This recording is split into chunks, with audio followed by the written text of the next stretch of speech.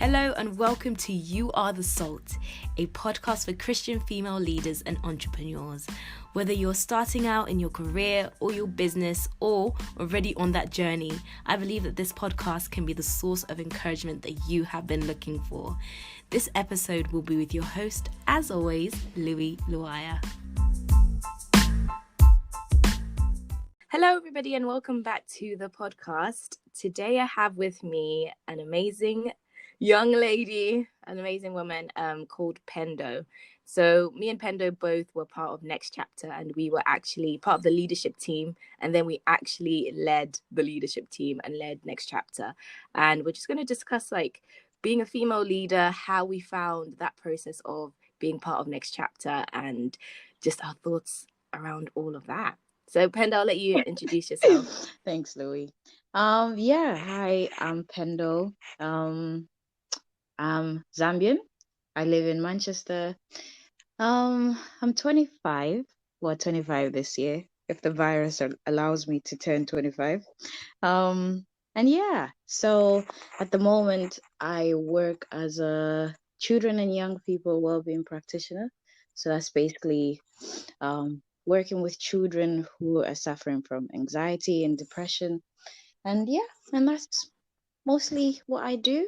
I really enjoyed my time in Next Chapter. I don't know about you, Pendo. I thought it was really difficult, but I also thought it pushed us and it really challenged some of the things I probably thought inside or internally, or that I internalize about other people's opinions of me as a female leader, especially because we were working in a place that was a Zambian business. It's a UK based Zambian business, or charity rather. Sorry about that, charity. And in my mind, when we were made lead and I was the president, you were the vice president, I sometimes felt like it was more of a push from the younger people. I almost felt the older people oh, okay, so Louis the president, okay. It was a bit oh, and she's a girl. Do you know what I mean? I don't know. I kind of got that vibe sometimes. And it was something that I was just thinking I don't know if you had that and how you went about that. I think it was quite interesting for the Next Chapter to have a female leader. So having you lead the Next Chapter for the year, I think it started off as maybe people were not so I don't know, maybe people didn't find it as a normal thing, and they were almost, for me, I think they were almost like, I wonder what she's going to do. So trying to put expectations on you. And I think like into the year, you started doing crazy stuff, actually doing work. And I think at that point they realized, wow, she's a boss. She can do this. And then after that, I think it was all over for you because there were so many expectations and so many other people, not even part of Next Chapter, were almost like, Louis gonna do this, Louis gonna do that. And yeah, and I was just saying, I think for me, when it comes to female leaderships, like it almost feels like a trend more than like something that's normalized. And Yeah. I really hate that feeling because I don't want it to be a trend and for this year and then next year for them to think, oh yeah, female can't do that. It's almost like just because, you know, everybody's jumping on women are powerful, women can do this. I hope it's then a normal thing.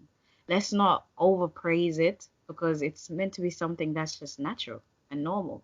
We don't go out praising, male leaders and really shining lights on them just because they're male leaders. Do you understand what I mean?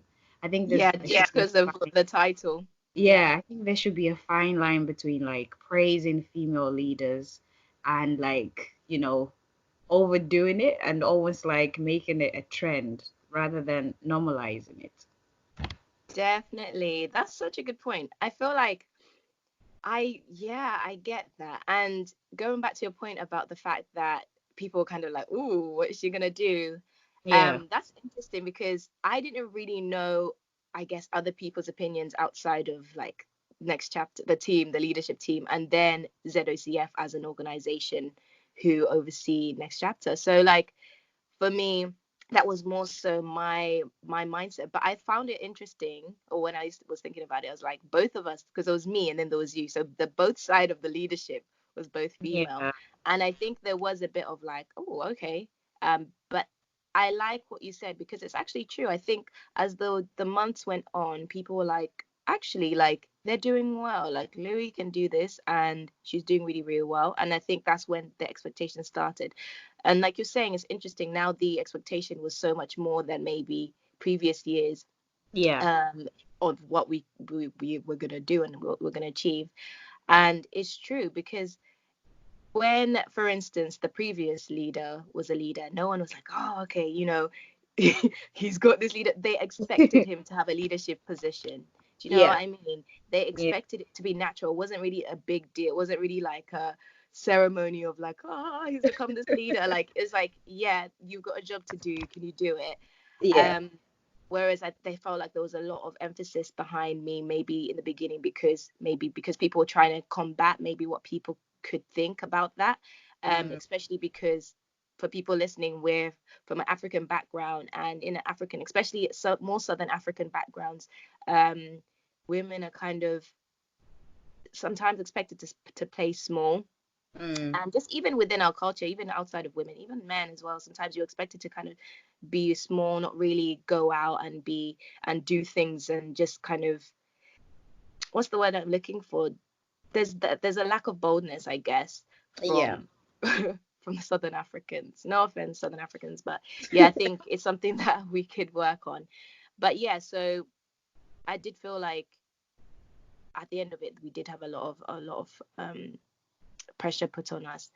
Yeah. But such a good point about it being a trend. Why do you think it's a trend now?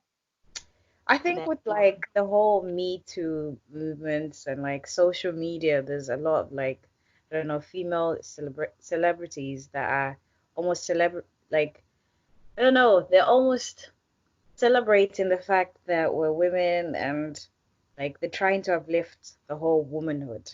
And so anything that has to do with women, I feel like in these years, these current years, it seems mm, more like acceptable and people are making it seem like, no, it's a special thing. It's really special yeah, to be a woman and like everything that women do. It's a very special movement. And mm, because it's a movement, for me, I think that's where I'm quite kind of like shaky about it. Because it's a movement, my biggest fear is that like in the coming years, what if that movement changes and we go back to like yeah, the normal lives that we used to have that women are just, in the background. yeah. And I guess what I've noticed a lot as well is that there's all these businesses that are started by women that are just solely focused on women, and Yeah. that's great, you know. Mm. Um, but then also I just think we can't. A lot of them are very similar. It's very much like Yeah. about empowerment. It's very much about events. But there was like a lady, I can't even really say the quote, but she was just talking about like, don't just empower me, pay me. So I feel like Mm. there's also a sense of like, how much empowerment are people gonna take? Like, do Yeah. you know what I mean? Like Yeah. they can go to True. all these women empowerment events, but they might be like, I'm not making money from this, or this isn't really turning into something that the results that I wanted. And it's kind of like when you go to church and you're going to church, but then you're not seeing any difference in your life. So I Yeah. think that they might get a point where people are like, we're going to these events, but what's actually happening? And I'm not saying that those events can't change people's lives, because I think they can, but I just think that it has to be the right type of event, and people have to really put a lot of effort behind the events and the content and that kind of thing. Mm. But I also think it's interesting how, like, for instance, men, they create businesses, but the businesses aren't just for men.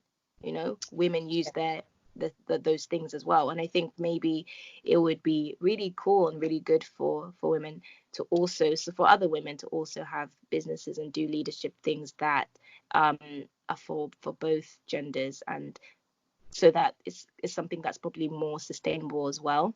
and Yeah. isn't based on a movement like what you're saying. Because I think there's so many, don't get me wrong, there's so many business women, there's so many career driven women who are in a position of leadership that is sustainable and that will is going to be prolonged. But I also think, like you're saying, there's been a surge of businesses that have just come up on women empowerment. And I guess, people could be thinking, oh, look, but Louis, your thing is kind of women empowerment. Yeah, I know. But my whole thing is, I don't believe that personal development and like empowerment is something that should be that you should always be in. Do you know what I mean? In Yeah. the sense of, I believe that people have different levels of development within their life. But if, for instance, I'm somebody who coaches people who are starting a business in the first year, I'm not expecting to have the same client for 6 years, because my what the service I'm offering is only for somebody who's within that first year. So I think I really like the thought of people being able to kind of qualify or like graduate from things and like move on and do something else. So I'm not expecting my clientele to be the same clientele on and on and on Yeah. forever. I'm expecting it to be different people, new generations, new ages coming up that seek my help, seek my services. So that's kind of more so how I look at it. I don't really expect to have the same clients, and I wouldn't want people to be in the same positions forever. It's like a little kid having milk for the rest of their life. There's stages that you go through. You have milk, then you have solids, and then you have, goes higher and higher and higher the older that you get.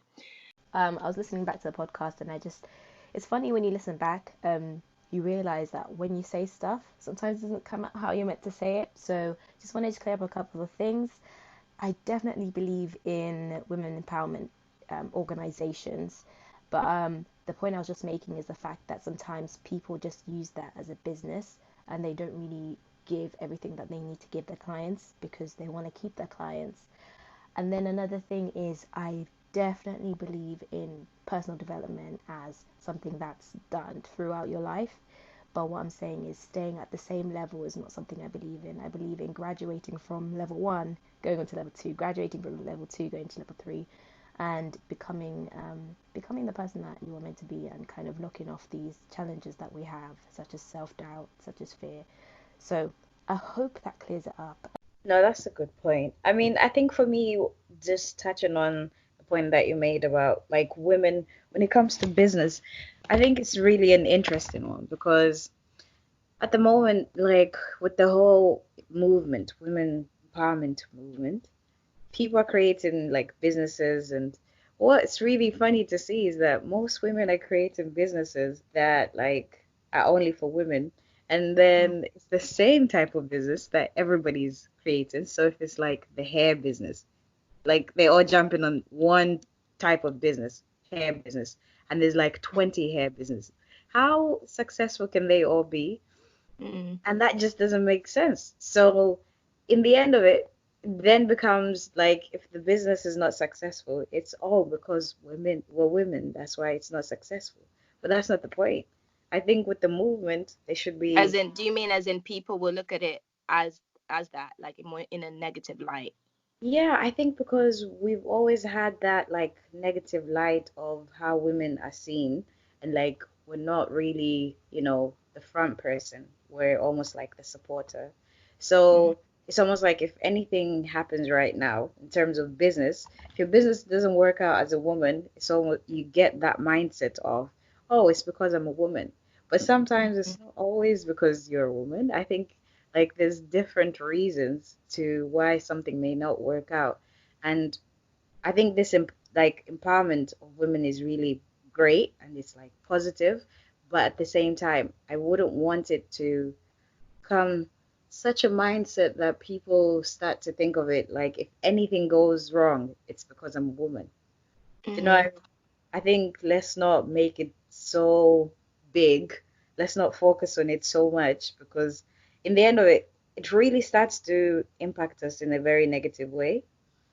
But I guess, even within itself, like for instance, if women are creating businesses of just empowerment, just focused on women, um, that in itself will only kind of deal with women.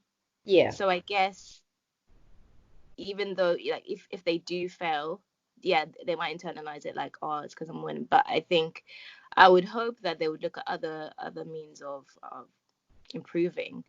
Because at the end of the day, I feel like I hate it when people stunt people's growth. Like, for instance, Yeah. like sometimes I watch stuff and I'll be like, I haven't learned anything from it. And I'm like, Louis, of course, this person's job is to like create content. So they need something to talk about next week and then next week and then next week. And sometimes I feel like that's what I get from some people, where it's like I'm not really going. They're giving me literally like crumbs in every video, like little crumbs, just so that I can then come back next week and watch it. And I'm not really gaining a lot. And I think that's the only issue that I have is like you're you're needing me to come back every single week. So you're not really actually giving me what I could have in like a day. You're giving me Yeah. that in a month. Yep. But I kind of wanted to segue a little bit and maybe talk about some of the things that you personally learned in the year of leading, and I'll do the same. You can name up to three if you want, or you can name one. It's up to you. Um, yeah. So it was a very interesting year, and I think I had a lot of growth personally, in terms of like leadership and it just in my like personal life. But I think one really huge lesson that I learned, and I'm really grateful for that because right now in the position that I'm in, like I get to use it a lot, and that's just being more like organized Mm. and like I learned that from you, Louis, because you're a very organized person. Like Thanks, love. not in a way like, OCD, but just you're quite organized and you like using spreadsheets and, writing stuff, which is really like at the beginning I was almost I'm not really that type of person. I'm very much a free flow person. Like when it comes to planning, I'll just write something on text message or something, and Mm. then hope to remember it. And that's it. But after after next chapter and having to like write notes and like have so many files for this event, for that event, I was like, wow, this is quite helpful actually. And Mm. now, hey, like I'm able to use that skill in my job and like it's really quite helpful. And I found that I don't know, it just makes me feel more like at ease with information because I know it's there and I know it's organized. So yes, being Mm. organized, that's a very powerful tool that I learned last year. Yeah. Um, I guess also being like connected. Um, I don't know. I'm really not like I'm not a very serious person, guys. Not really serious. You sound serious today. I'm, I don't- I'm my like, okay. personality, my personality is a very wild one. Okay, I just I'm a free spirit. Okay, just free. But yeah, but being connected, it was in different ways. Like having regular phone calls, making sure, like we catch up on work at the same time, catching up on like our personal lives, and making sure we're also catching up with the team. And that was like a must. Like we just have to check up on everybody. We have to do this. And it's trying to make sure like the team is connected. We know what's happening in their lives. And like we also know what's happening between us too. And that was really good. It also made me almost have like, I don't know, a partner, a therapist who I could like, oh, how are you feeling today? Like tell them how I feel rather than always like bottling up things and then one day somebody asks a question, the wrong question, and I blow up. So yeah, Mm. it almost really made me feel connected like with other people and like almost felt like I had somebody who um I was accountable for and they were accountable for me as well. So yeah. Definitely. And I think that was like a big part of like even what the previous leaders were doing. They were trying to Yeah. make sure that we kind of built a friendship as well, because we're giving our time for free for Yeah. this, for a cause that we believe in. And yeah, and I think that was really good.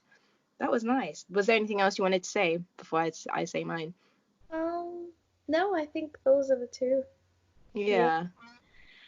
I'm just trying to think of like I feel like I learned so much. I learned about a big one is going from being in the leadership team to being the leader of these leaders can be quite challenging, because Yeah. everyone has such strong character and such a strong personality. Yeah. And I found it challenging sometimes to deal with difference of opinions. Yeah. But I also felt like that was possibly a reflection on organizations, how organizations need a strong mission, because we were coming in kind of, it was very much a startup. We were kind of like creating it as we went along, you know. So there was some things that weren't really, didn't have a fine line, and so there were things that kept coming up within the organization, such as like our values and our beliefs, our Yeah. core values and our core beliefs. I felt like those were not things that were actually very, like, even till this day I felt like there weren't things that were very ironed out. And I'm quite a person that I like things to be ironed out, because then I know, okay, this is what I'm going to do and I can go forward. Whereas sometimes I felt like it was very, not very, but there was moments where I felt like, oh, I don't know really how to navigate this, and this is how I view this organization, but we can't all have different views of it. So that was definitely a challenge, because even within trying to finalize that viewpoint, there was challenges that came with that. And it taught me that within my business, that what I wanted to do was to have it very bold. Like, there's no way you can try and go, this way, that way about what I stand for. I wanted it to be bold. I wanted, people that come onto this show to know exactly what it's about. And I think that was something that I learned from that, and I'm grateful for. Even though maybe I didn't do as much, I think I did bring in a lot of the values that I felt that the organization was originally about, and stuck to that. But I definitely felt like I loved in this business being able to have the freedom to just truly have those values and truly live them out within my business. Yeah. I also learned the importance of putting people in the right places. Mm. So, like, for instance, we have a lot of people, and I think sometimes when you're um, giving your time for free or volunteering, you're like, yeah, yeah, I'll do anything. But then I realized that other people also only realize that, actually, no, I'm motivated by doing things I enjoy. Because Yeah. you'd have people on the team that are like, yeah, yeah, I'm cool to do whatever. But then when they were given whatever, they weren't really passionate about it, and they Yeah. weren't bringing the results that we knew they were capable of. So it was kind of like, I can see that you're not enjoying that now, because clearly from the results, that it's just not the same as before. Do you know what I mean? So I really learned that it's important to match people with what their gifts and what they're good at, Mm. so that they will actually, first of all, enjoy being there, doing their work, but also that they will also bring the results that they're meant to bring. And I think Yeah. that that's when people can be truly excellent, is when they're doing stuff that they're good at and that they enjoy as well. Yeah. That's. um yeah, I learned quite a lot that year. I learned about dealing with people's emotions. Mm. So I had to deal with a lot of Yep. emotions as well. And also people within the team telling me stuff in terms of like, you know I think you need to do this, or this person, do you know what I mean? Like, sometimes people might say, oh, I think this person's having a hard time. They wouldn't necessarily tell me what's going on, but they'll just say, I think you should check up on this person, just make sure they're okay. And I already had my little schedule of checking up on people, but I think it was also interesting just trying to navigate that. Like, okay, I'm the leader, but I also have to make sure that I also have to manage you and make sure that you're okay, that everything's all right, that things at home are not, things in your personal life are not affecting you too much, that you can't do your job. And also kind of like when is it okay to let somebody slack a bit because of what's going on in their life. Like, there are just so many little things. It was more so like managing people, managing their emotions, that I feel like I learned a lot. Yeah. And what else? I also learned about myself. I learned that when I'm passionate about something, or when I've got fire about something, and with God with me, like, nothing can stop me. That is So true. Yep. yeah, so that's why I'm trying to do things that I truly feel like, yeah, God wants me to do this, and I'm passionate about this. Mm. So trying to navigate that. Those are some of the things. Yeah, some of the things that I learned.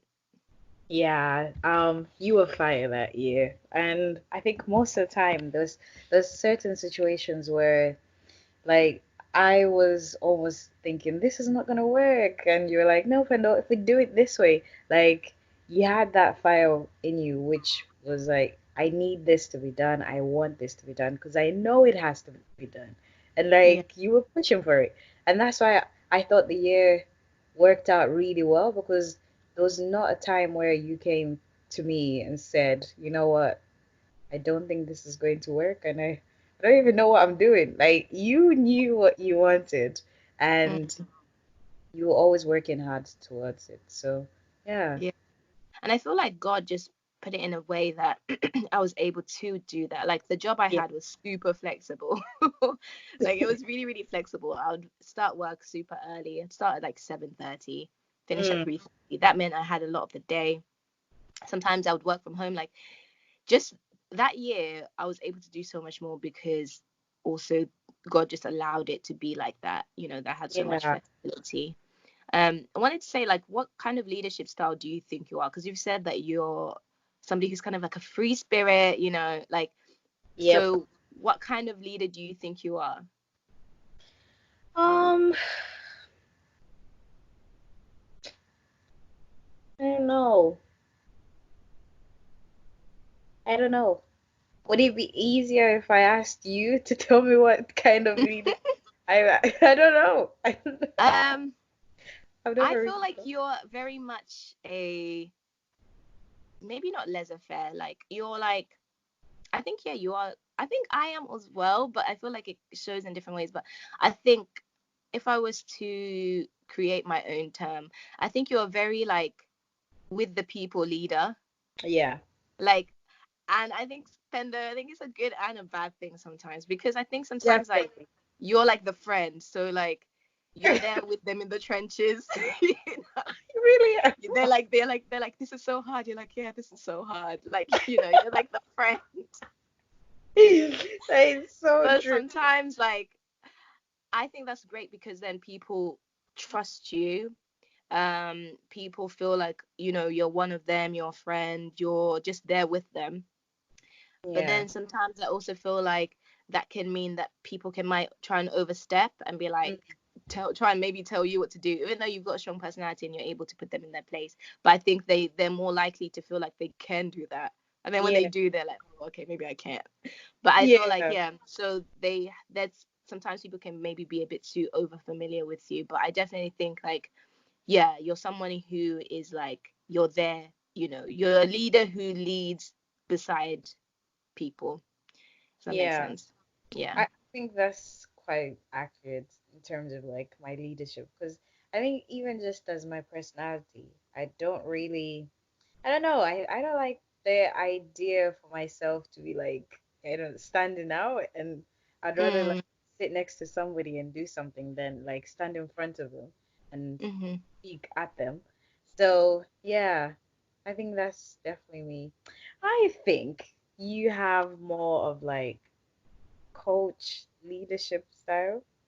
Mm, Like you're quite, you're not so much like, I don't know, you're quite strategic in terms of like the way the work plans out. You're quite, you plan things and everything, but you're more like coaching people, and so you like to take people individually and then and mm, individually. Like, for example, you always used to check up on us, like one to one, and then we go into the meeting and we do it as a group. And then after that, we still have a review again, one to one. It's always like, so what are we doing? How do you think this is going? And it's almost like coaching us, which was fantastic. mm, I thought that was really good for our group because like we're all different personalities and we were all in different places in terms of like our personal lives. And had you come into the group and just wanted to lead us like this is what we're going to do, this is how it's going to play out, and yeah, so what do you think as a group? I think we would have all like, I don't know, just walked away from it because mm, looking back now, I think everybody had different things that they were working on. And you then like speaking to us on an individual basis and like almost coaching us into it felt much lighter than like, oh, we're actually doing so much work. Do you know? Mm, So definitely. And I yeah, think one thing I would say, like for people that are leading volunteers, is that especially if it's a volunteer leadership group, first yeah, of all, people have strong personalities, so you need to be able to mhm, handle that. But that's as well as that, I think it's important to yeah, to spend that time individually, because they might have amazing ideas. Like I had the year planned out. I pretty much had the year already planned out, but I mm, wanted to know what people wanted to achieve from those years, and then from what they said, I tailored it, because I was like, as much as I want to do X, Y, and Z, and I want to achieve that, I had core things I wanted to achieve, but I was flexible as well, and I inputted and brought things that people, skills that people wanted to use, things that people wanted to achieve in the year, because I felt like, we're giving our time. I'm not here to force people to do anything. Like, I'm also the same as them. Like, I'm giving my time for free. Like, we're yeah, passionate about this thing, so I wanted it to be something that we can all get something from, and that's why it was important for me to like have initial chats before the year, and then yeah. also to see kind of where people are along the year, because things do change. And it was challenging. Like, I learned to, like, Pendo, it was almost like you can't go to business. I've done business school. Like, you can't go to business school and learn the stuff that I learned in Yep. that year. And it's like you said, the stuff that we learned was so valuable in your career now. um and at the same time, you were doing a master's, so I bet that also helped you with, when you were studying, be more organized. Yeah, yeah, Yeah, that's but so true. yeah, I wanted to talk about a bit, like, one of the topics that comes up a lot when it's like to do with Christian. Sorry about that. One of the topics that comes up a lot when it's to do with women, entrepreneurs or leaders, is the imposter syndrome. So I don't know if you've heard of that, where you feel like you're faking it, or Oh, like you're not, like, yeah, like for instance, say you've become the head of, we can make up, I don't know, head of IT or something, and you still have this feeling inside of you, like, I don't know how I got here. Like, will people figure out that I'm actually not that great? Like, mm. have you ever had that? And maybe not even you personally, have you ever witnessed that in someone else? And like, do you have any advice for that? Um,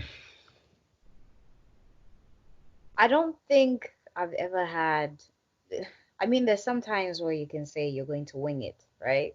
Mm-hmm. Um, but I think there's a huge difference between like winging something and actually like, I don't know what I'm doing, but I'm just gonna fake it until I make it. Like, Mm-hmm. yeah.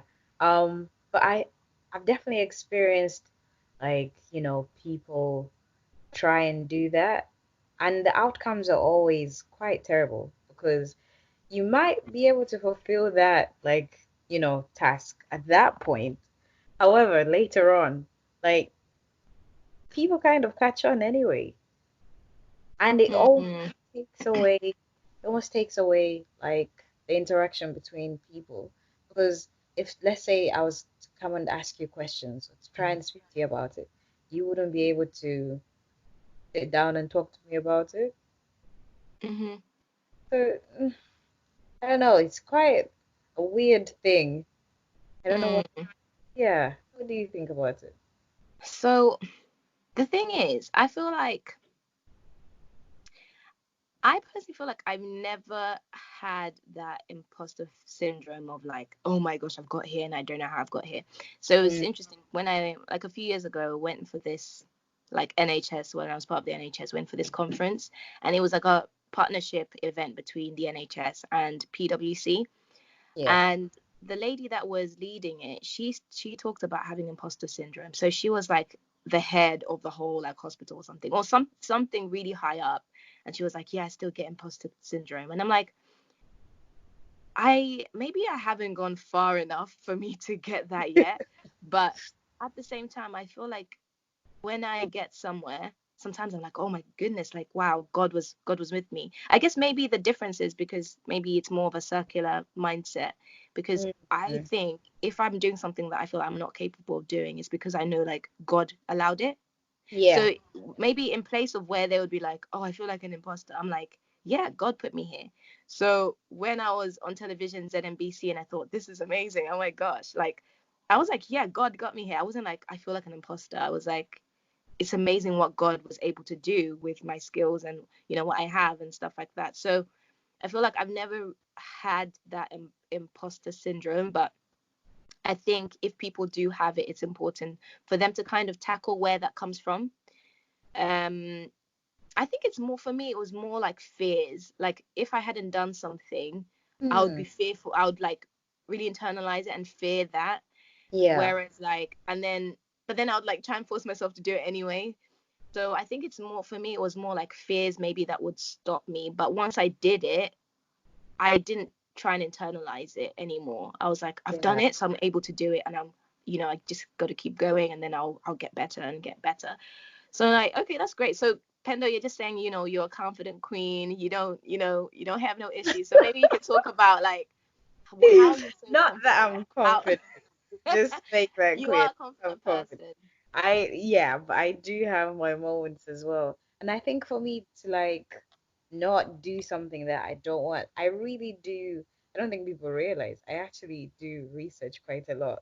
So, Mm. like, even for the podcast, right? So I knew I was coming on, and I was like, for the whole week now, thinking, wow, what am I going to do? How's the podcast going to Mm. look like? Like, how is this whole thing going to be? Because the last thing I want to do is like, get onto the podcast. I have no idea what's happening. And then that makes me feel uncomfortable. And I'm then thinking it will also make like Louis feel uncomfortable. And I don't want that. And that's for me, that's always my thought for every situation. And so like I start researching slowly. So I started watching YouTube videos and started like what is a podcast? What happens on a podcast? Everything about yeah. I I literally go love in. that. Yeah. And then like when it comes to the topics now I'm starting to think like what can we talk about? Like leadership, like what about leadership? I started trying to learn like all these things, right? So just that like today I don't come on and I feel like I'm being forced to do something that I don't. Mm. So yeah, for me it's about like making sure you're familiar with something that you want to do and almost making it like I don't know, something that you actually want to do and like you know why you want to do it. So yeah, Yeah. but confident Okay. So sometimes. yeah. So maybe you can like talk about how you can become confident. So say if somebody wants to be a leader, but or they've been thrown into, especially like these days, you just get thrown into leadership situations or positions. Tell me How about it. can they grow their confidence so that they become this amazing leader?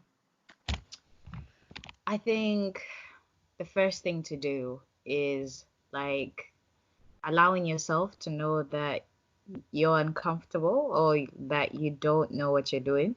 I think being honest and like opening up to say, you know what, I actually don't know what I'm doing. Or like, I feel really uncomfortable about this, or I feel quite anxious about this.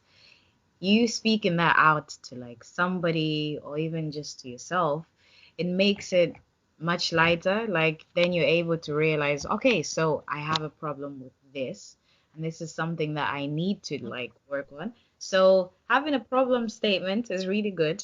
Um, it's something that I think everybody should do in any situation because it really makes you like focus on what area you need to work on. And also having somebody to speak to about that. Like somebody else is able to see it in a different way. So, for example, like last year, the moments where I really felt like I really can't do this. So, like, I don't have a problem speaking to people. But when Louis came up and she's like, "No, we're gonna have to do a presentation," I'm like, I don't want to do a presentation. And she's like, "Why do you not want to do a presentation?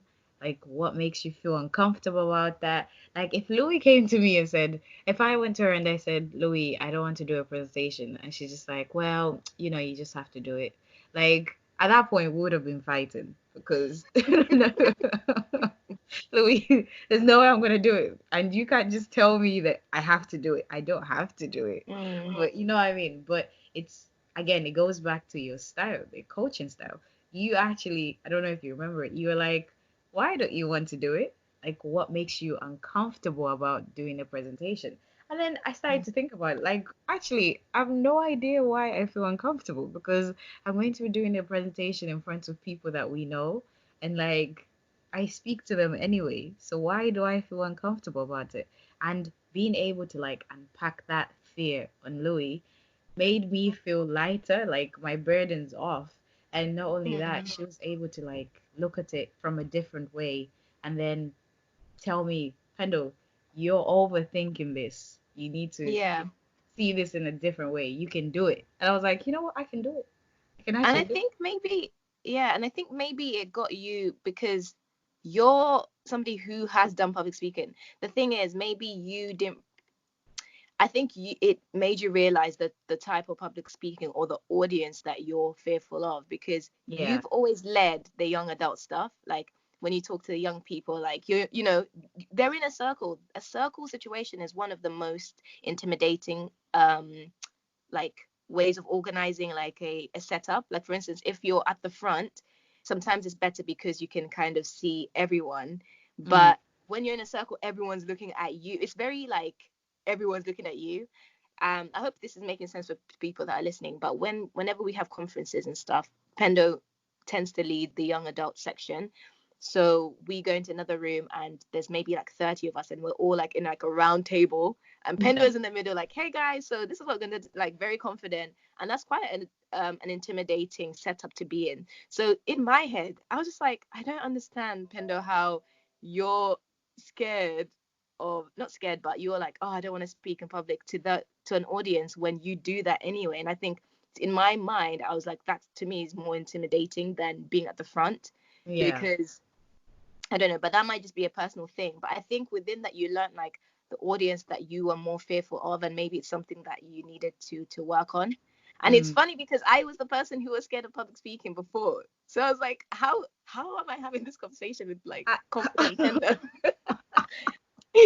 like, I have no idea. But you know what? Like, just being able to, like, you telling me, like, why are you actually scared? Because I think my initial reactions is always like, especially certain things that I don't want to do. I'm just like, yeah, but like, I don't know, something wrong might happen or this will happen. But like, I know nothing's really going to happen. Maybe it's just a way of me trying to come out of doing that. And Mm, I use like fear as a way of escaping something. But yeah, but being challenged, you definitely challenged me many times. And I was yeah. like, but Pendo, why do you not want to do it? And it's like, okay, I actually don't know. Maybe I'll just do it then, I guess. But yeah, it was good. It was actually good. But yeah, Yeah. Yeah.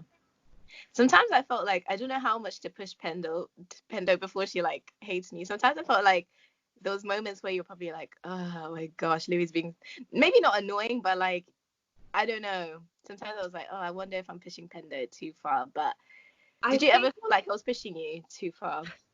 no. So I think from like the beginning, we almost had an understanding. Well, I don't know if you felt like that, but like yeah, we had our social events and we met each other. So we didn't start this relationship off like in a business way or like, Mm, oh, we're both leading, so we just need to do this. Let's also create a friendship at the side just so that it makes it much easier. No, like it was a friendship and then there was leadership. So for mm, me, I almost felt like you didn't push me to the point where I'm thinking, oh, I'm gonna block Louis.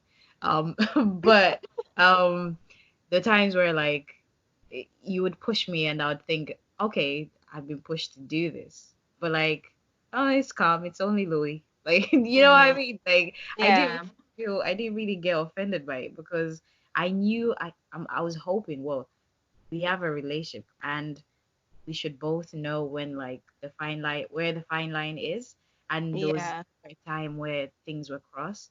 And I think just because there was like respect as well.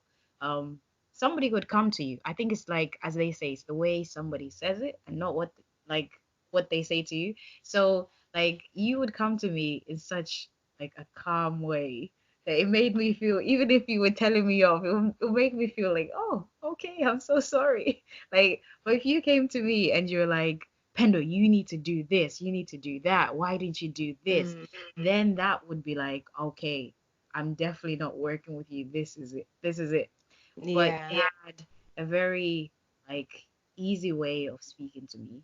And from my understanding, you definitely knew my character and you Mhm. learned a lot about like my weaknesses, my strengths, and you were working with that. So it made Mhm. also when receiving what information you were giving to me, like feel more relaxed and more I was able to trust you. Like there's Yeah. nothing that Louie's going to say to me that's going to like, annoy me or what. Like she knows things that annoy me, so she wouldn't do that. You know what I mean? Mhm. Uh, True. yeah.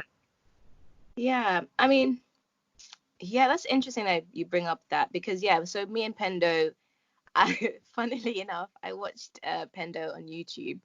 And this is when I was Oh, like, yeah, this is when I was like obsessed with Zambian people creating content. And I was like, there's no Zambians out there. I need to find them. So I started watching all these like Zambian tags or like, yeah, just Zambian whatever. And I came across her and a friend and I was like, oh, this girl's really funny. But I like, to be honest, I didn't think too much about it. I don't know if I subscribed or not. I can't remember. Did I subscribe? Wow, Louis. Wait, what? What do you mean, wow? Wow. So you never even supported your sister? No. No, I think I subscribed, but I can't remember if I did. Okay, I subscribed. I think I subscribed because I was probably subscribing to every Zambian, not gonna lie. So I Oh. subscribed. We'll go with that because I think I did subscribe actually. I think I did. But the thing is, sometimes when you're like, for instance, I watch stuff when I'm about to sleep. Sometimes you forget to subscribe. You could be watching it and then I'll be like, oh yeah, I'll go back and Yeah. subscribe, and then you just forget. But I think I did subscribe. I subscribed to your girl, It's Pendo. cool. It's cool. and then and then I was like, and then I saw Pendo at the conference, this women's conference put on by ZOCF, and I was like, this girl looks so familiar, and I was trying to think where I know her. I was like, how do I know this girl? I Uh, don't know how. I was like there looking at her like she looks so familiar. I was like, is it from uni? Like my mind was just trying to understand why I saw this girl. Then I just went and I was like, oh my goodness, YouTube. So I went up to her and I was oh like, my I know God. you from YouTube. And then she was like, oh my days.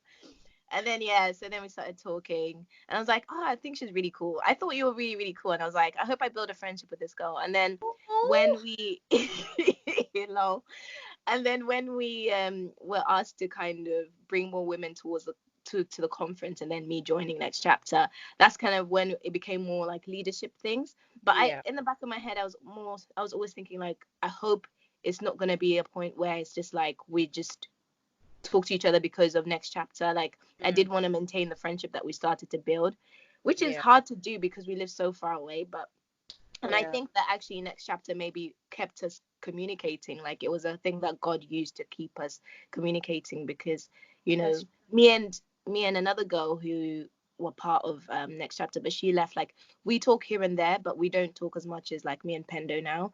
mm, So maybe it was actually a blessing in disguise in the sense of like having next chapter keeping us together yeah. and going through it all together. No, Yeah. that's true. That's really true. Um, but yeah, so going back to the point of like, um, I don't know, helping somebody to be confident, like how you can be confident. Yeah, I think for me, people say people are born confident. I don't think that's true. I think your confidence is like something that you need to work on and you build on all the time. And it's an individual thing. So it's always on, I think it's attacking what your fears are and what stops Mm, you from being confident. And if like there's no way you can fake being confident, as we were mm-hmm, saying before, it's very easy for you to go out there, you fake being this person that you are. But at the end of it, I think you just get more tired than anything. And nobody mm-hmm, really believes, nobody will believe in what you're saying if you're faking like your mm-hmm. confidence because Yeah. people can see through that. So, Yeah. like, just being natural. being who you are. If you're a quiet person, work with being quiet. Mm, Like that's a powerful tool itself. There's like mm. power in Your silence. brother's a great example of that. He's like Yeah, confident and he's like quiet. he's He's very quiet. quiet. Yeah. Very opposite people. I'm a loud person, so I work with being a loud person and like, talk to people. Some people may find me annoying because I'm very loud, and some people may be like, you know what, you're great. Like you're Mm, so loud, you're so crazy. I like that. And like the people will be very quiet and people will be thinking, wow, that person never speaks. And then some people will be like, you're such a calm person. So it's always about mm. different people have different views and Yeah. perspectives. So Yeah, yeah. definitely. And I think it's good that you've got me and Pendo because I'm more quieter than Pendo. And like Yeah. I always get the, oh, you're so calm. Yeah. Um, which is interesting because I think when we were leading next chapter, there was a couple of things that happened that really triggered my anxiety levels. And so it was interesting that I was getting, oh, you're so calm, but I didn't feel calm sometimes. But I think going back to confidence, I think confidence is like kind of like what Penda's is saying is something that is different in every stage of your life. Like sometimes you're going through things which can make you maybe come across as not confident, but that doesn't mean that your internal core, who you are, a person, you're not fine with that, if that makes sense. Yeah. Sometimes Yeah. you might have things going on at home and that might make you come across as not confident, but that does not mean that you're not a confident person. So I think Yeah. sometimes understanding like your performance doesn't always mean who you are. Like just because you may come across as a bit more timid, maybe you've got things going on in your personal life when you're doing a presentation, doesn't mean that at your core you're not a confident person. So sometimes don't put so much pressure on yourself. Like Yeah. don't put so much pressure on yourself. Just realize that you're a human being and that you can literally only do what you can do. Mm. Like, you know, when I like even last year when we had, was it last year? Yeah, when we had the conference and stuff. Like sometimes I would feel anxiety like right before I went up. Like I like sometimes I don't know. I for some reason I always feel anxiety right before I'm about to speak. But then when I start speaking, I'm just fine. So like right before I'm like, oh my gosh, I don't want to do this. Like I feel like I feel like I'm literally forcing myself to do it because I know I have to do it anyway. But Mm. then as soon like maybe 5 minutes before I'm meant to speak, I always get super nervous. And then when I'm up there, I'm just like, what was I nervous about? Like actually it's not a big deal. Like and I'm looking at people's faces and I'm just like kind of like what Pendo was saying, like these people are just nice people. They don't want, they want the best for me. Like what are they really gonna do? They want to hear what I'm gonna say, if anything. If I start Yeah. stumbling over my words and stuff like that, it will just kind of be a thing of they'll have to come back to me and say, oh, what did you mean by that? And what did you mean by this? So sometimes it's just like don't overthink the confidence thing. Just think, I'm just going to do what I need to do to my best ability. And that's Yep. the best that you can give. No. Confidence looks different on different people. Like we're saying, Yeah. if you're more quiet, you don't have to try and be loud to be confident. All you Mm. have to do is be at ease with who you are, speak clearly, and speak clearly, say what you need to say, and just have ease being yourself. It's more Yeah. about being comfortable with who you are. That is truly what confidence is about. It's not about having a certain personality. It's about Mm. being more calm and confident with who you are. And I think next chapter gave me the confidence just to show more of like my fun side. Like I think when I wanted to get in more into business and stuff, I kind of felt like, okay, I have to be serious. Like, I have to take myself seriously. I have to always be serious. And like, I've always been like such a random, funny person. Like, that's always been part of my personality. But for some reason, I felt like I had to be less of that, to be taken more seriously. And maybe it's because also I'm a woman, and I thought I have to be a bit more like that. But Yeah. being within next chapter, I just felt like I'm able to be myself and be this businessy person, and there's a way that I can merge them together. And you can Mm. probably even hear it from the podcast. Like there might be times where I'm like, I sound like I'm kind of reciting a like dissertation, but then there's other times where I'm just chatting and I'm just like myself. And I think it's important, especially when you have your own business, to be able to bring both sides of your personality depending on the product that it is. Obviously Yeah. this is a podcast, it's me just being myself, so I can do whatever I want, but or obviously tailor that to your situation. Yeah. Yeah. Wow, that's really powerful. Yeah. Do you feel like there's any examples in the Bible that you look up to, or people that you felt like, maybe not even necessarily in the Bible, just people that you looked at and you thought, I love their leadership skills, and I want to kind of, or inspirations that helped you within leading next chapter? When you think back to that year, was there anybody that you're like, yes, they helped me out, or something that they said, not within next chapter, like somebody external to next chapter? Um, well, I would be cheesy and be like, from a Christian side, my inspiration is Jesus. Mm. But we're not gonna do that. But yeah, Yeah, I don't you know. can if you want. Yeah, you know what? Like, cheese aside, Jesus is actually my inspiration. You know what? When it comes to leadership, I think, like, especially for non-Christians looking into Christians, they almost think we put Jesus as this really perfect person, and like, he was perfect in his own way, and we're all perfect in our own ways and imperfect in our own ways. But he was just a human being, like a normal person. And for me, I almost take it like, you know, Jesus was able to do a lot at a very young age. And like when it came to leadership, he was a very free, free, free person, like all about the Mm. people, more about coaching people, looking at their well-being and supporting them. And for me, I'm quite big in like supporting me, like supporting other people. And that's why I'm always like, this was a great team to be partnered up with, Louis, because you were a big supporter and came to a lot of Mm. things.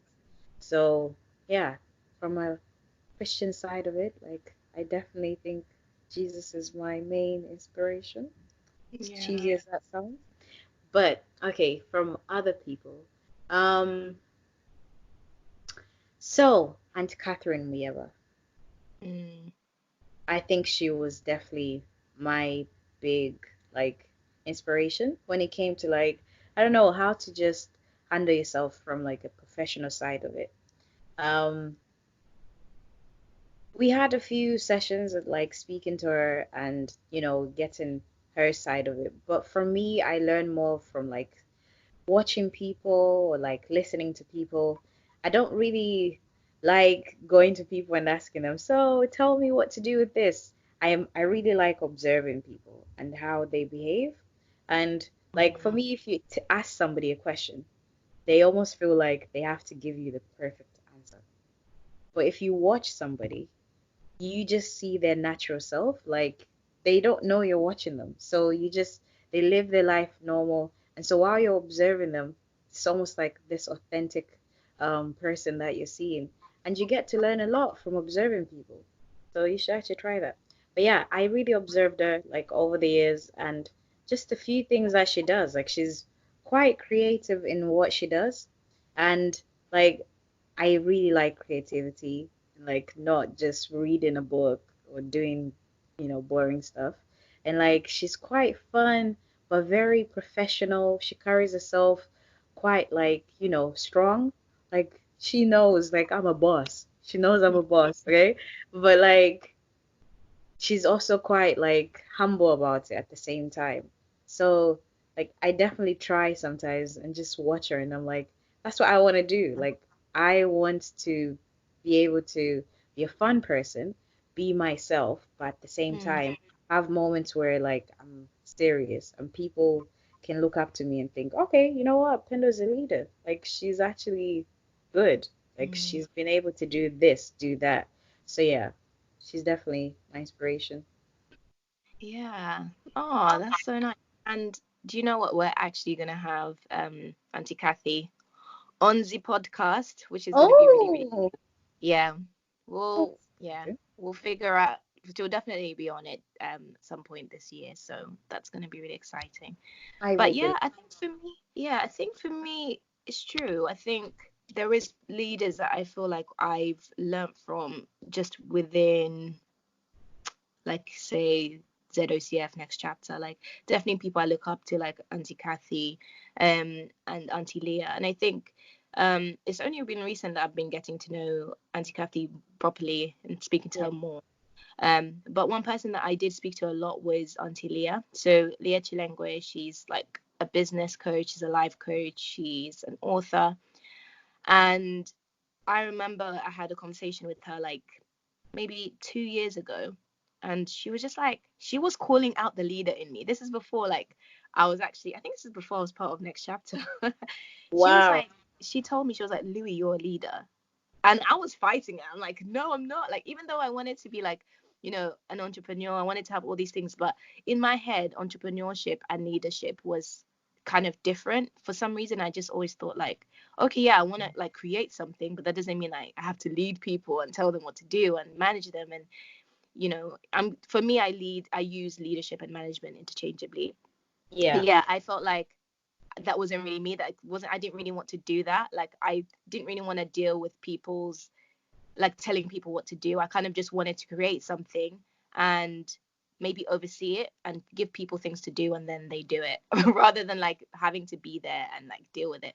So for Yeah. some reason, I just never really thought of myself as like a leader, like what people think of a leader as. So it was interesting.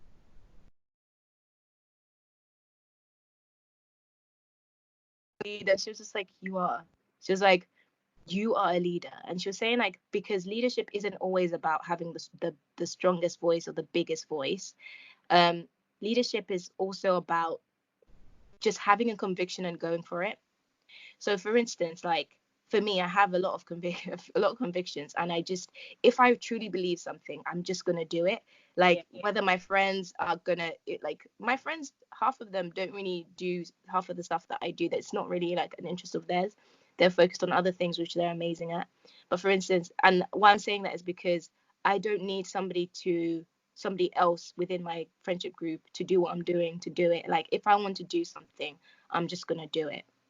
And she was like, that is a leader. She was like, because people follow people who have a mission. Wow. And I was like, oh my gosh. Wow. Like, I never thought of it like that. And when you have something that you're passionate about that you're doing, people naturally follow you. And that's how you become a leader. It's not just about being put into a group and telling people what to do. So, like, that happens naturally after people start following you. But it's just about having conviction, a strong conviction, going for it, and people surround you naturally.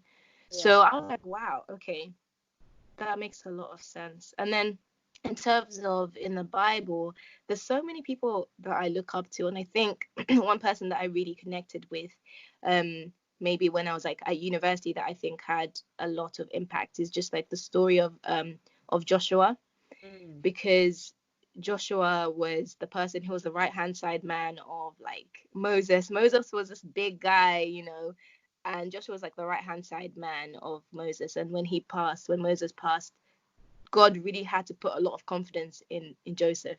He was like, yeah, Moses done all these amazing things, but he was not the one who was going to the promised land. You're the one who's gonna do all the things that we've been talking about. And he had to instill all this confidence, and he was like, I will be with you, like I will be your right hand man. Like God had to put so much confidence in Joshua. And like when I read those verses of God, the word of God just saying like he will be with you, like you will conquer it, you can do it, that stuff really really motivates me. And that really makes me remember that same God that was with Joshua can be the same God who's with me in whatever God has for me. So yeah, so for me, I think Joshua is somebody that I really look up to, and I really like the name Joshua as well. So Wow. yeah, but my nephew's called Joshua, so it's a bit awkward if I call my son Joshua as well. No, wait. Sorry, you can have two I Joshua low-key in the want to still family. do it. I don't know how my sister will feel about it, but You can still do it. it'll be Joshua number two. It's like Yeah. when you're in Africa, like it's like Natalie number one, Natalie number two. But yeah, I feel like a lot of the time I've been seen as like the underdog, and maybe that's why I also relate to Joshua, because he was kind of like the underdog. He was beside somebody who was the great guy, and God had to really instill confidence to be like, no, I've chosen you to do this, and you're the one who's going to do it because I'm with you. So yeah, it's definitely Wow. one that that I enjoy. Joshua. Yeah. So Wow. what I kind didn't of even know that that you and Antelia had the conversation, and that just that message about, being a good leader, believing Mm. in your vision and other people follow you. Like that's powerful. And for the whole year, as I was saying before, you Mm. literally did that. So that's crazy. Mm-hmm. You literally believed in the next chapter. Like you wanted to go places. You knew what you wanted to do. And every single time, like I would be supporting you. I'm thinking like, okay, where did you say we want to go? They're like, yeah, we're gonna go here, we're going there, and we're gonna do this. And I'm just like, okay, let's do it. I mean, let's do it then. And we go do it, we smash it, and I'm just like, wow, Yeah. I can't believe that just happened. Like, Yeah. I had Let's no tell a idea. story actually. Let's tell the story of the Sheffield event because Oh, that was like my first leadership event, and it really stressed me out because nobody was buying tickets. yeah, So yeah, I'll preface this and maybe Pendo can finish the story. But so basically, I had this idea that I wanted to do an event in Sheffield because when you come from an African background, a lot of the times you're pushed to be like a doctor, a engineer, like, all these really vital and important like jobs, but not everybody wants to do those jobs. Some people want yeah. to be a creative director, some people want to be a filmmaker, like people want to do different things. Mm. And as somebody who's actually naturally a creative person, I like for instance the subjects I chose at GCSE, I don't even know how I got away with it with an African parent. I chose like dance, I chose art, No then I way. chose business. Yeah, I don't know how. Do you know what? I remember my mom was sat next to me and I was like, this is what I want to do. And then my teacher was like, you can choose to do that. And my mom was like trying to like be like, no, but how will you be a doctor? My mom's not Nigerian, by the way. I just wanted to do the accent. But, how will you be a doctor? Like, for some reason, I decided to do those. And because that's just, I have naturally known that that's what I'm good at. Like, I'm Mm. good at those things. I'm good at singing. I'm good at art. I'm good at creating. But even with that, coming from an African background, I've always felt like I need to do something that is like stable. Yeah, And for some yeah, reason, we have this idea of like these jobs are stable, those jobs are not stable. So, yeah, yeah. um, I wanted to put on this event to help people who have that creative flair like Mm. really thrive, because it can be difficult, especially when you come from um like a community maybe that's not well connected. Like you need these events to connect you with people so that this person is a producer, this person could do that, and also you have an audience who can support like what you're doing. Yeah. So we had people that were poets, we had singers. To be honest, we wanted a lot of different people, even if it was like artists and stuff like that, which we've worked with on other events. We would have had that. um so we had all these creative people and they did so well. But before that, I had chose to do it in Sheffield, which is not really like a big city. It's like one of the main cities, but it's not that big. And Yeah. my reasoning was like, oh, there's so many Zambian people there and it'll be fantastic because also Sheffield is quite an artsy place, so it's just really fitting. And so I had the idea, but for some reason like no one was buying tickets. How Mm. many tickets did we sell? I think we ended up selling, I'm thinking 20. Yeah. So imagine like right before the event was maybe like coming up in like 3 days, and we had maybe sold like 11 tickets.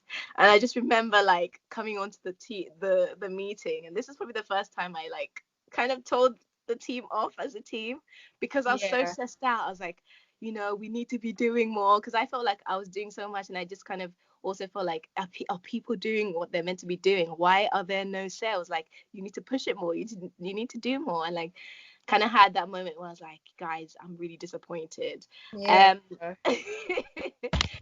that was probably like one of the hardest times, because I was just like, oh my gosh, I've just become a leader in next chapter, and like this is going to be the biggest flop ever. Mm. But yeah, maybe you can finish the story from there. Yeah. I mean, and then we really tried to like make everybody promote it. And I think our biggest thing was like we need to promote. Like Mm. we just need to push this really hard and everybody will see it and people will come. We did like so much when it came to promotion and like I think because it Nothing was was working. yeah, it was well, we thought nothing was working Yeah. really. I think because it was the first event, I think there was like pressure. Like this event has so much for us. Like we Mm. have to smash it, because Yeah. this event goes really wrong, everybody will be like, so these girls can't do anything. Like, Mhm. yeah. So we need to smash this event. And we're just thinking, like, what if nobody shows up? What if this happens? Like, what if like it's just me and you in that room? Like, what if everything goes wrong? And yeah, that was just the most panic moment ever. Forget coronavirus from Corona. Yeah. that was the moment for like panicking. So, and yeah, I think we traveled to Sheffield together, Louis. I We came, did, because you were living in Cambridge at that point. Yeah. yeah, we traveled to Sheffield together. And even on the day of traveling to Sheffield, we were still talking about like, I wonder how many people are going to show up. I hope you told your brother to come. I hope you told your sister to come. Like now, Tell your cat, your dog walker. Did you tell? Like, now yeah, like tell everybody and their mama. tell everybody. Now we're just like, you know what? If we can't get people to come, we'll get our families to come. Like that's it. It's That's like, what. yo, we got big families. Get them to Yeah. come. And, and like, long story short, the event was amazing. Like, maybe we didn't get a lot of people, but we actually. No, no. Pendo, we sold out. We Oh had my so God. yeah, we had Yeah, so we many people did. there. Girl, yeah, we What had we basically. actually Let, did. let me finish it, because you're gonna be like, we had 50 people. No. So right before we had the event and I had that conversation with everyone, people were like, do you know what, Louis? This is what people in Sheffield are like. Like, Yeah. sometimes it's a hit and a miss. You know, they'll say they're coming, they're not coming. Yeah. There isn't that commitment. And and also I was talking to people that have lived there, so I was like really taking their like word as like gospel. I'm like, oh my goodness, people flake in Sheffield, no one's coming. And then people were like, yeah, you shouldn't have done it in Sheffield. You know what? Like, it's not like a London. It's not, like a Manchester. Like, Yeah. you should have Yeah. done it in those big cities, not a Birmingham. So I was like, oh my goodness, like I've completely flopped. But in the back of my head, I'm like, this makes so much more sense, because just because those are big cities doesn't mean that there's a large Zambian population there. Yeah. And I just knew there was a large Zambian population in Sheffield. I knew they were there, and even in the surrounding areas. So I was like, this doesn't make any sense. So then on the day, we were sold out. There was so many people. That was like the best event that Next Chapter had up Yeah. until that point. No, Like the best. it's true. And it was just, yeah, it was really, really, it was really good. And I think after the event, everyone was so much more happy. Like, people were like, wow, you Yeah. girls did it. Like, people were like, yeah, Next Chapter. They knew Next Chapter. Like, everyone knew Next Chapter on Like, that point, it pretty was much. amazing. Around the UK. And Yeah. I'm really glad, you know what, like thinking back now, if somebody was like, let's go back and like, have this whole story go the way that we planned it to go, I don't think we would have Mm, valued ourselves and would have seen like how powerful we can be. Because in those moments of fear, like we really expected the worst thing to happen. And it's funny to think back mm, now, like not one of us was like, you know what, it's gonna be amazing, it's gonna be this. No, we were like, the tickets are not selling. We're probably just gonna be like, a small group. This is not going to mm, work out. People are gonna think we're not doing the right thing. Any negative thought, that's what we were thinking about. And like mm. when that turned around to be like the most amazing event and it was really positive and people really enjoyed that event, it's almost then made us feel like, you know what, we can do anything. Like, wait, Yeah. let's And take that's this when to I knew, I Zambia. was like, God, you ain't wrong. Like, you're with us. Like, let's go. Like, we can do it this. was a powerful moment for us. I think Yeah. things happen for a reason, and most people will say that like things happen for a reason, but when it really happens and you sit down and think, this wouldn't have been possible, like this was not by me, definitely I didn't do Mm, anything to do, like I mm, promoted, we paid for like Instagram promotions, we paid for mm, every type of promotion and nothing's mm. happening, tickets were still not selling, but God made a way and like people We showed up. walked by faith and not by sight, Yeah, literally. that was just an amazing moment, and I think that's the most important like moment in our whole year, to be honest, for me. I feel like Mm, that event definitely started us off on the right path, because after that we're like, you know what, We were like, we could even go to Zambia. Yeah. Well, we planned Zambia before, but yeah, we were like, Zambia is gonna be It's gonna amazing. be lit. Yeah, Be Zambia lit. is Yeah. possible at this point, and we took it to Zambia because of that. Mm, So yeah. yeah. And Zambia was also one of my favorite events. But I think, yeah, I think we learned a lot from that. And I also think like it just goes back to going with your convictions as well. Like if Mm, you truly believe in something and like you have to go for it, but you have to make the decision because it was difficult because sometimes you might think, oh, maybe we should just cancel it. But I guess we had enough people coming at that point that we knew that, okay, even if we make a loss, it's not too much. Like we want those people who come, those yeah, 15 people, yeah, whatever, to enjoy it. But there was like so many, it was like probably 100 people. And the venue as well was one of the best venues we've used as well. So that was really, really cool. But yeah. I want to kind of wrap this up. It's been great chatting.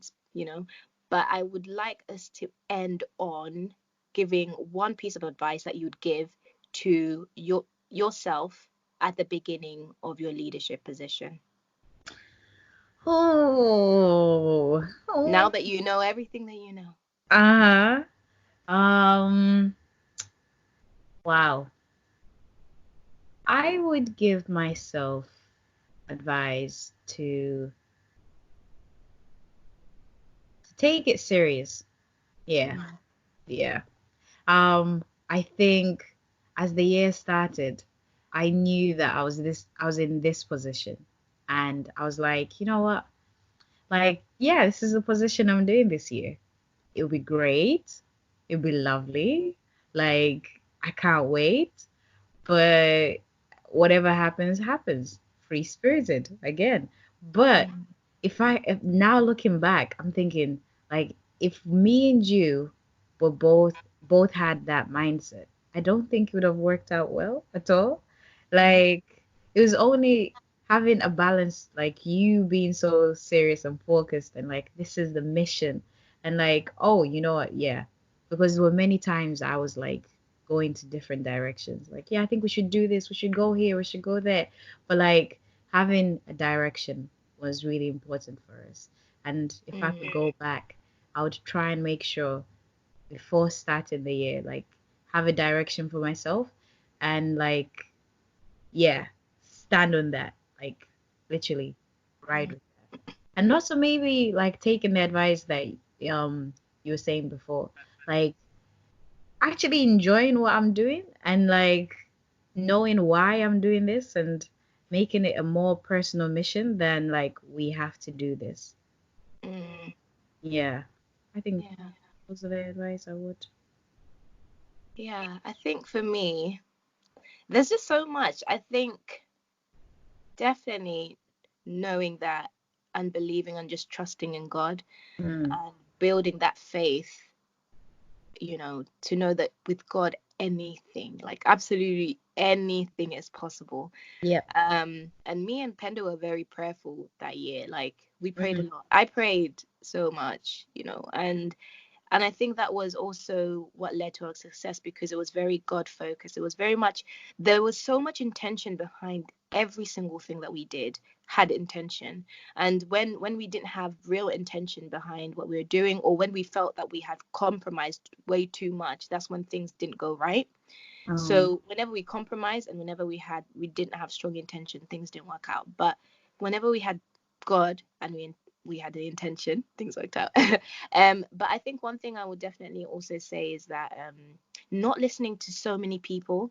There was this thing I was watching yesterday, which was talking about how there's a guy who has like a sign saying like fresh vegetables sold here or something like that, and then people keep coming and they keep telling him, oh, why are you writing that? Why don't you rub that thing off? Why don't you rub this thing off? And then at the end of it, he has a board with nothing on it. And then people are like, why do you have a board with nothing on it?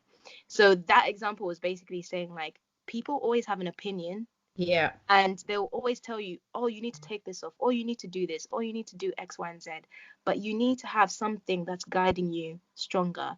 Maybe that could mean just having like one strong main advisor that you go to. Mm-hmm. Because when you have too many noise, too many people, too many people's negative thinking, sometimes fear can lead people to say stuff like, oh, maybe you shouldn't do that, because Yeah. so you don't know where people are coming from, and they can have opinions which actually make you deter away from like the path you're meant to go.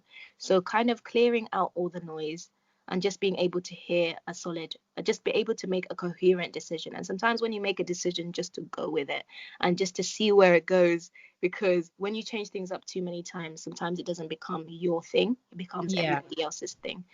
So as leaders, you need to be able to make a decision and go for it and see it through.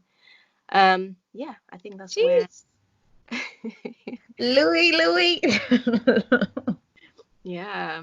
That was powerful. Yeah. Thank you. I wanted to close up with a quote that I saw, which says, leadership is about making others better as a result of your presence and making sure that impact lasts in your absence.